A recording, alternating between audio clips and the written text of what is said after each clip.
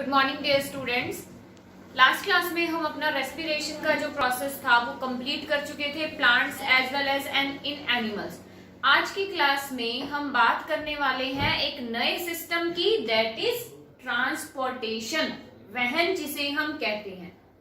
देखो, ट्रांसपोर्टेशन की जब हम बात करते हैं तो ट्रांसपोर्टेशन होता क्या है, वहन कि एक चीज का एक जगह से दूसरे जगह पर जाना, कि एक प्लेस से दूसरे प्लेस पर कोई भी थिंग मूव कर रही है उसे हम क्या कहते हैं, वहन कहते हैं या ट्रांसपोर्टेशन हम उसे कहते हैं। ठीक है। अब अगर इस प्रोसेस की बात करें हम plants as well as in animals, तो प्लांट्स की बॉडी के अंदर जो है किस चीज का ट्रांसपोर्ट हो रहा है और किसके थ्रू हो रहा है वो हम पढ़ने वाले हैं। एनिमल्स के अंदर अगर हम बात करें तो वहां पर किस किस चीज का ट्रांसपोर्ट, याद है लास्ट क्लास में हमने पढ़ा कि हम जो ऑक्सीजन ले रहे हैं वो कहाँ जा रहा है, हमारे बॉडी पार्ट के हर एक हिस्से तक, हमारे शरीर के हर एक हिस्से तक, हर एक कोशिका तक जा रहा है।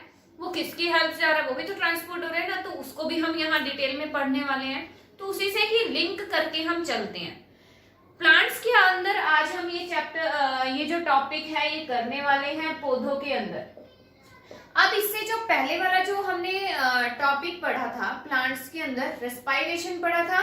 रेस्पायरेशन के अंदर प्लांट्स क्या कर रहे हैं, कार्बन डाइऑक्साइड और ऑक्सीजन को क्या कर रहे हैं, इनहेल और एक्सहेल कर रहे हैं। या हम कहें उससे पहले जो हमने टॉपिक पढ़ा था दैट इज फोटोसिंथेसिस, प्रकाश संश्लेषण।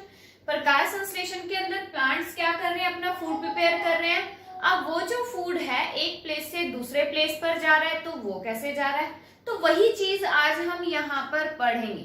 देखो, नई नई है ये, आप लास्ट क्लास में पढ़ चुके हो। टिश्यू चैप्टर जब आपने पढ़ा तो वहां पर आपने पढ़ा था, तो उसको हम थोड़ा सा इलेबोरेट करके चलेंगे।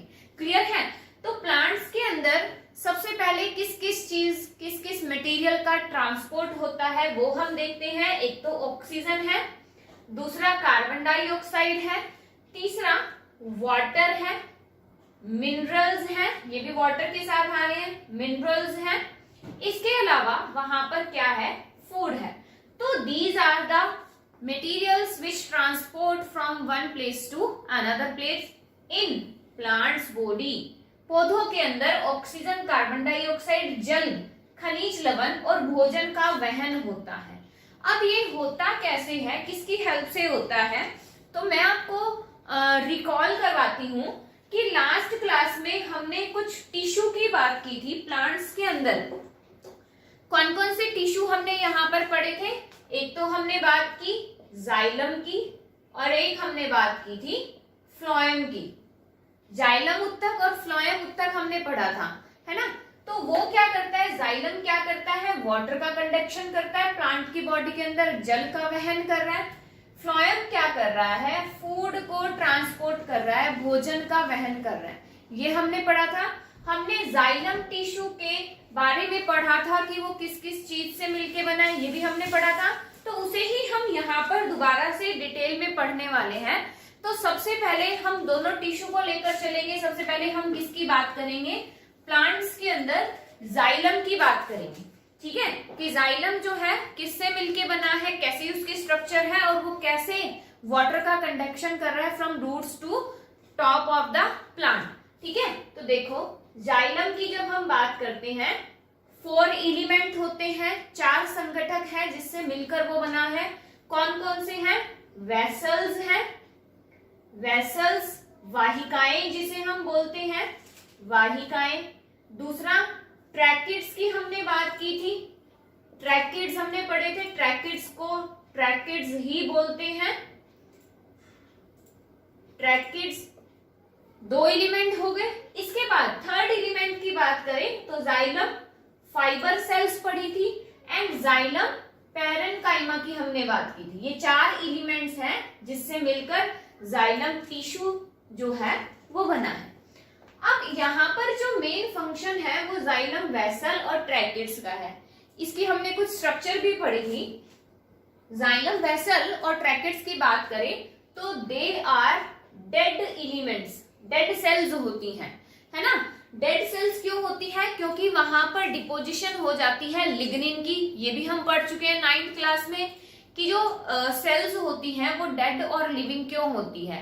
अगर वहां पर लिग्निन और सुबेरिन की डिपोजिशन हो जाती है, लिग्निन और सुबेरिन पदार्थ जो होते हैं अगर वो वहां जमा हो जाए तो वो अपने में से जल का वहन या वायु का वहन नहीं होने देते, जिसके कारण जो कोशिकाएं हैं वो मृत कोशिकाएं कहलाती हैं।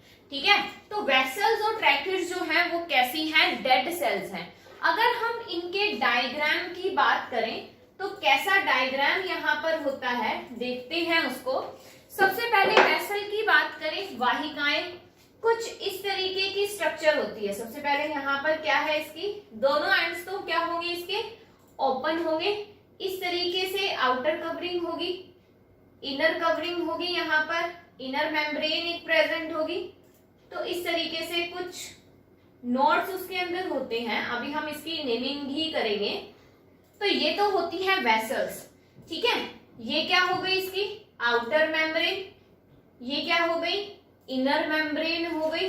साइटोप्लाज्म इसका अपना प्रेजेंट होता है यहाँ पर। अब ये जो डिप्रेशन लाइक स्ट्रक्चर आपको दिखाई दे रही है, ये बाहरी परत है, ये आंतरिक परत है, ये जो डिप्रेशन आपको दिखाई दे रहा है, दीज आर नोन एज पिट्स। इन्हें हम क्या बोलते हैं, पिट्स बोलते हैं। पिट्स ऐसा रीजन है जो कि क्या कहलाता है, लिविंग कहलाता है, जीवित कहलाता है। भाई ये डायग्राम है वेसल का। वेसल को हमने क्या बोला, वाहिकाओं को हमने क्या कहा कि ये मृत कोशिकाएं हैं, डेड सेल्स हैं। लेकिन जहां ये डिप्रेशन हमें शो हो रहे हैं इन्हें हम क्या कह रहे हैं, पिट्स। बट ये क्या है, ये लिविंग पोर्शन है, ये जीवित भाग है इस कोशिका का। क्यों जीवित है, क्योंकि यहाँ पर लिग्निन उपस्थित नहीं है, लिग्निन प्रेजेंट नहीं है, दैट्स व्हाई ये क्या है, लिविंग है। और जो ट्रांसपोर्टेशन इसके अंदर से होता है वो इन्हीं के द्वारा ही होता है। ठीक है, तो ये डायग्राम हो गया वेसल का। ट्रैकिड्स की बात करें तो ट्रैकिड्स जस्ट इसके अपोजिट होती हैं, नैरो वॉल्स होती हैं, इस तरीके से पॉइंटेड एंड्स होते हैं। यहाँ कैसे है, ओपन एंड्स है, यहाँ कैसे है, पॉइंटेड एंड्स है। यहाँ पर भी इसकी आउटर और इनर लेयर के पास इस तरीके से ग्रेन्यूल्स लाइक स्ट्रक्चर्स प्रेजेंट होते हैं, जिन्हें हम क्या कहते हैं, पिट्स कहते हैं। यहाँ पर भी क्योंकि ये भी डेड सेल्स हैं तो ये पिट्स क्या करते हैं, वाटर के मूवमेंट में हेल्प करते हैं। ठीक है, तो दीज आर डेड सेल्स, मृत कोशिकाएं हैं। और ये एक वेसल दूसरी वेसल के साथ इस तरीके से जुड़ी हुई होती हैं और वाटर जो है वो इस तरीके से यूनिडायरेक्शनल नीचे से ऊपर की तरफ फ्लो करता है। तो ये तो हो गए जाइलम के एलिमेंट्स जिससे वो मिलके बना है, या हम कहें उसके डायग्राम्स की बात हो गई। ठीक है, सब्सटेंस हमने पढ़ लिए। अब हम यहाँ बात करते हैं कि जो ये वाटर का जो ट्रांसपोर्टेशन यहाँ पर होता है वो कैसे होता है। एक डायग्राम की हमने बात की थी जब हमने टिश्यू चैप्टर पढ़ा 9th क्लास में, तो वहां पर हमने एक लॉन्गिट्यूडनल सेक्शन की बात की थी स्टेम के। वैसे ही अगर हम रूट के सेक्शन की बात करेंगे तो कैसे करेंगे कि उसमें हमने क्या क्या पढ़ा था, एक बार याद दिलाती हूँ कि सबसे पहले आउटर एपिडर्मिस लेयर प्रेजेंट होती है, एपिडर्मिस से बाहर क्यूटिकल होती है। एपिडर्मिस से जब हम आगे चलते हैं तो पैरेन्काइमा, कोलेनकाइमा सेल्स प्रेजेंट होती हैं। देन एंडोडर्मिस वहां पर आती है और एंडोडर्मिस के अंदर क्या होते हैं, जाइलम और फ्लोएम प्रेजेंट होते हैं। ये डायग्राम हमने 9th क्लास में पढ़ा था, तो उसी की ही हम यहाँ पर बात करेंगे। किसकी बात करेंगे, mechanism of transportation of water and minerals in the plant body, कि कैसे वो जो जल है वो पौधों से, पौधों की बात करें तो पौधों को हम मिट्टी के अंदर पानी दे रहे हैं, जड़ों में हम पानी देते हैं, वहां से जड़ों के अंदर ही, मिट्टी के अंदर ही क्या होते हैं, कुछ मिनरल्स होते हैं, लवण होते हैं, वो पानी के साथ मिक्स होकर ही पौधे के हर एक भाग तक जाते हैं। अलग से कोई प्लांट उसको नहीं ले रहा है, सॉइल में प्रेजेंट है, तो जैसे ही हम उसे पानी दे रहे हैं तो पानी के साथ वो मिक्स होके वो क्या करते हैं, प्लांट के हर एक भाग तक जाते हैं। तो देखो यहाँ पर सबसे पहले क्या प्रेजेंट है, ये हमारी रूट प्रेजेंट है। मैकेनिज्म ऑफ ट्रांसपोर्टेशन बता दी कि किस तरीके से ट्रांसपोर्ट हो रहा है। ठीक है, रूट के ऊपर कुछ इस तरीके से fine hairs like structure present होती है, जिन्हें हम क्या कहते हैं, धागे जैसी संरचनाएं होती हैं, जिन्हें हम क्या बोलते हैं, रूट हेयर्स बोलते हैं। इसके चारों तरफ क्या है, सॉइल के पार्टिकल्स प्रेजेंट हैं, रूट कहाँ है, मिट्टी के अंदर है तो इसके चारों तरफ सॉइल के पार्टिकल है। कुछ ऐसा ऐसा डायग्राम हम रेस्पिरेशन के ड्यूरिंग भी पढ़ चुके हैं प्लांट्स के अंदर, है ना, कि रूट से कैसे वो रेस्पायर कर रहा है, श्वसन की प्रक्रिया पौधा प्लांट जो है पेड़ कैसे कर। इसके बाद हम जब बात करें आगे तो सबसे पहले क्या आती है, एपिडर्मिस लेयर यहाँ पर आती है। एपिडर्मिस सबसे बाहरी जो परत होती है, तो एक सेल यहाँ पर हमारी किसकी हो गई, एपिडर्मिस लेयर की हो गई। एपिडर्मिस के बाद रीजन आता है जहां पर कुछ, इतना रीजन की अगर हम बात करें, कुछ पैरेन्काइमा कुछ कॉलनकाइमा सेल्स यहाँ पर कोशिकाएं उपस्थित होती हैं। उस रीजन को हम क्या बोलते हैं, कॉर्टेक्स रीजन बोलते हैं। ये हमारी क्या है, एपिडर्मिस है। एपिडर्मिस सबसे बाहरी परत जो होती है, ठीक है। अब कॉर्टेक्स रीजन के बाद क्या आती है, एंडोडर्मिस लेयर आती है। एंडोडर्मिस लेयर आती है। इस लेयर के अंदर यहाँ पर, इस लेयर के बाद यहाँ पर क्या शुरू हो जाते हैं हमारे, जाइलम एंड फ्लोएम। जाइलम और फ्लोएम तक हमारे यहाँ पर शुरू हो जाते हैं। तो अब यहाँ से जो रूट हेयर्स हैं, जड़ों पे जो धागे जैसी संरचनाएं हैं, वो मिट्टी से पानी को अवशोषित करते हैं, ठीक है, कि वो क्या कर रहे हैं, वाटर प्लस मिनरल्स को एब्जॉर्ब कर रहे हैं by the process of diffusion. क्या होता है वहां पर, विसरण की प्रक्रिया होती है। डिफ्यूजन क्या होता है, ट्रांसपोर्ट ऑफ वाटर, या हम कहें लिक्विड, गैसियस और solid molecules from higher concentration to lower concentration, ठीक है। यहाँ पर क्या हो रहा है, अणुओं का उच्च सांद्रता से निम्न सांद्रता की तरफ गमन करना क्या कहलाता है, विसरण कहलाता है, डिफ्यूजन। तो यहाँ पर कंसंट्रेशन क्या है, पानी की ज्यादा है, प्लांट के पास नहीं है, तो यहाँ से वो डिफ्यूजन के प्रोसेस से क्या कर रहा है, उस प्लांट को, सॉरी, उस वाटर को एब्जॉर्ब कर रहा है। तो यहाँ से रूट हेयर्स ने एब्जॉर्ब किया। एब्जॉर्ब करने के बाद वो जो वाटर और मिनरल्स हैं, जब वो एपिडर्मिस के अंदर एंट्री करता है, बाह्य परत के अंदर जैसे ही वो एंट्री करता है, तो वहां कौन सा प्रोसेस होता है, ऑस्मोसिस होता है। ऑस्मोसिस जिसको हम परासरण बोलते हैं, ठीक है। जब सॉइल से रूट हेयर्स के अंदर जाएगा तो डिफ्यूजन के प्रोसेस से जाएगा।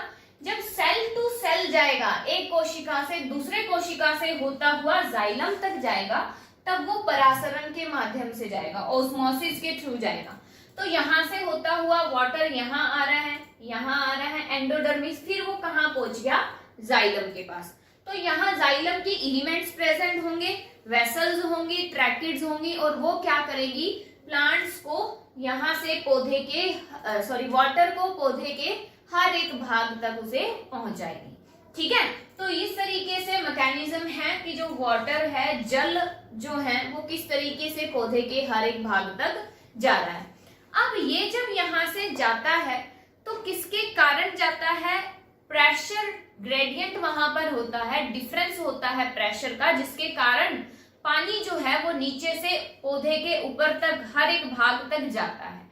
प्रेशर कैसे क्रिएट होता है वहां पर, दाब जो है वो कैसे बनता है, किसके कारण बनता है, क्योंकि देखो लीव्स के अंदर हमने कहा कि रेस्पायरेशन हो रहा है, स्टोमेटा प्रेजेंट होते हैं, रंध्र होते हैं। रंध्र के दो कार्य हैं, एक तो गैसों का आदान प्रदान करना, हम कहें एक्सचेंज ऑफ गैसेस वहां से होता है। दूसरा हम वहां पर बात करें तो एक्सेस अमाउंट में जो वाटर होता है उसको वो बाहर निकाल देता है ना। स्टोमेटा क्या करते हैं, गार्ड सेल्स के अंदर जैसे ही पानी इकट्ठा होता है वो स्ट्रेच होती है, ओपन हो जाती है और पानी बाहर चला जाता है। इस प्रोसेस को हम क्या कहते हैं, ट्रांसपीरेशन कहते हैं, वाष्पोसर्जन कहते हैं। तो जब प्रोसेस वहां से लीफ से हो रहा होता है, पानी वहां से निकल रहा है कंटिन्यूअसली, पानी वहां से बाहर निकल रहा है, तो ऊपर पानी की कमी आ रही है, पानी की कमी आ रही है, तो वहां पर प्रेशर जो है वो कम हो रहा है। पानी जो है, जल जो है वो नीचे ज्यादा प्रेजेंट है, वहां प्रेशर क्या है, ज्यादा है, तो वहां से हाई प्रेशर से लो प्रेशर की तरफ वाटर जो है वो मूव करता है, ठीक है। हाई प्रेशर से लो प्रेशर की तरफ वाटर क्या कर रहा है, मूव कर रहा है। ऊपर प्रेशर कम क्यों है, क्योंकि स्टोमेटा से कॉन्टिन्यूअसली ट्रांसपीरेशन हो रहा है, वाष्पोसर्जन हो रहा है, एक्सेस अमाउंट का वाटर जा रहा है, ठीक है। तो इस तरीके से प्रेशर ग्रेडियंट वहां पर होता है, दाब होने के कारण, ऊपर दाब कम है नीचे दाब ज्यादा है, जिसके कारण पानी, जल या हम कहें वाटर जो है वो एक पार्ट से दूसरे पार्ट के पास क्या करता है, ट्रांसपोर्ट करता है। ठीक है, तो इस तरीके से जाइलम और वेसल जो है डिस्ट्रीब्यूटेड होते हैं हर एक भाग तक। अब हम बात करें यहाँ पर फ्लोएम की, ये तो हो गया वाटर का ट्रांसपोर्ट हो रहा है। अब हम यहाँ पर बात करें अगर फ्लोएम की, तो फ्लोएम टिश्यू जो है वो भी 4 एलिमेंट्स, 4 संघटक होते हैं उसके, याद भी होगा आपको अच्छे से, है ना, कि फ्लोएम जो है वो किस किस से मिलके बना हुआ होता है। सबसे पहले तो वहां पर फ्लोएम पैरेन्काइमा होती है, दूसरा वहां पर क्या है, फाइबर सेल है। अब जो दो मेन है, क्या क्या है दो मेन हमारी, एक तो वहां पर कंपेनियन सेल है, साथी कोशिका, कंपेनियन सेल। कंपेनियन सेल के साथ एक जो वहां पर प्रेजेंट है दैट इज सीव ट्यूब, चालनी नलिका। चालनी नलिका हम इसको हिंदी में बोलते हैं। कंपेनियन सेल को हम साथी कोशिका भी बोलते हैं। ठीक है, तो ये 4 एलिमेंट्स है, first, second, third and fourth. ठीक है, जिससे मिलके क्या बना है हमारा फ्लोएम उत्तक बना है। अब इनकी स्ट्रक्चर की बात करें तो इनकी स्ट्रक्चर सीव ट्यूब, चालनी नलिका क्यों बोलते हैं, क्योंकि इसमें एक चालनी सीव प्लेट लगी होती है। वेसल की जैसी ही इसकी स्ट्रक्चर होती है, कुछ इस तरीके की स्ट्रक्चर होती है यहाँ पर, इस तरीके से। यहाँ पर डिफरेंस क्या होता है बेटा, देखो कि यहाँ पर क्या होता है, दोनों एंड्स के ऊपर इस तरीके से एक प्लेट लगी हुई होती है। उस प्लेट के अंदर न्यूमरस पोर्स होते हैं, बहुत सारे पोर्स, छिद्र उपस्थित होते हैं।